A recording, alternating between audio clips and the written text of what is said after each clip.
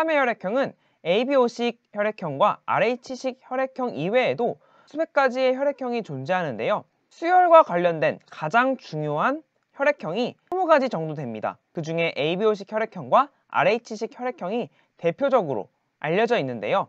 항원 항체 반응과 관련해서 두 혈액형에 대해 알아보도록 하겠습니다. ABO식 혈액형은 적혈구 표면에 있는 응집원의 종류에 따라 4개의 유형으로 구분할 수 있는데요. 이 응집원의 정체는 바로 적혈구 세포막에 있는 당사슬입니다.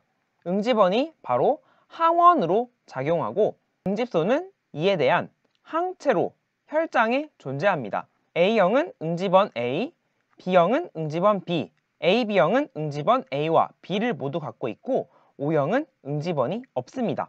A형의 사람이 응집원 A와 항원 항체 반응을 할 수 있는 응집소 알파를 가지면 안 되겠죠. A형의 혈장에는 항체로 작용할 수 있는 응집소 베타가 존재합니다. B형은 응집소 알파가 존재하고 AB형은 응집소가 없습니다. O형은 응집소 알파와 베타 모두가 있습니다. 자, 이를 바탕으로 ABO식 혈액형의 판정 원리를 알아보도록 하겠습니다. 만약 응집원 A와 응집소 알파가 만나면 항원 항체 반응이 되어 서로 응집 반응이 일어나게 되고요. 응집원 B와 응집소 베타가 만나면 항원 항체 반응에 의해서 응집 반응이 일어나게 됩니다.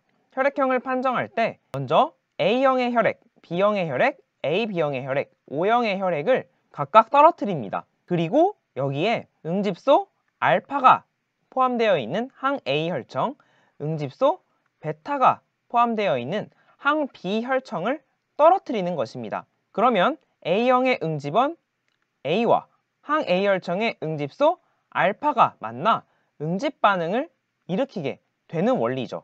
AB형은 응집원 A와 응집원 B를 모두 가지고 있기 때문에 응집소 알파와도 응집 반응을 할 수 있고 응집소 베타와도 응집 반응이 일어나서 모두 다 응집 반응이 일어나게 됩니다. O형은 반대로 응집원이 존재하지 않으므로 응집소 알파와도 베타와도 모두 응집 반응을 하지 않는다는 특징이 있습니다. 이런 원리로 혈액형을 4가지로 구분할 수 있는 것이죠. RH식 혈액형도 마찬가지입니다. 적혈구 표면에는 수많은 응집원들이 존재하는데 그 중에 RH형과 관련된 응집원을 응집원 D라고 부릅니다.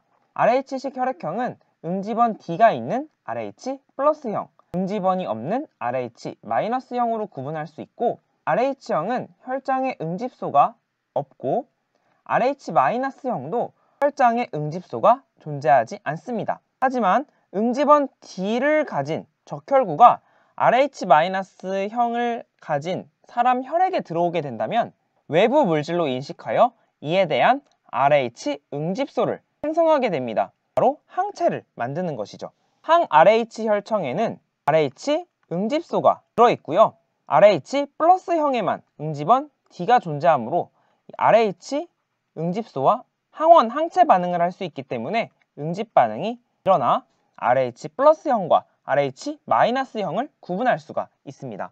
사람의 혈액이 부족할 때는 다른 사람에게 피를 받는 수혈을 하게 되는데요. 수혈은 같은 혈액형끼리 하는 것이 원칙입니다. 그 이유는 만약 A형인 사람이 B형인 사람에게 혈액을 제공할 때 A형에는 응집원 A, B형에는 응집소 알파가 있습니다. 따라서 A형의 혈액을 수혈받은 B형 사람은 혈액에서 응집 반응을 일으킬 것이고 혈관 속에서 피가 굳어 혈액순환이 되지 않아 부작용으로 사망할 수도 있습니다. 하지만 전시 상황과 같은 매우 긴급한 상황에서는 혈액을 주는 사람의 응집원과 혈액을 받는 사람의 응집소 사이에만 응집 반응이 일어나지 않으면 ABO식 혈액형이 달라도 소량 수혈할 수 있다는 예외가 존재합니다.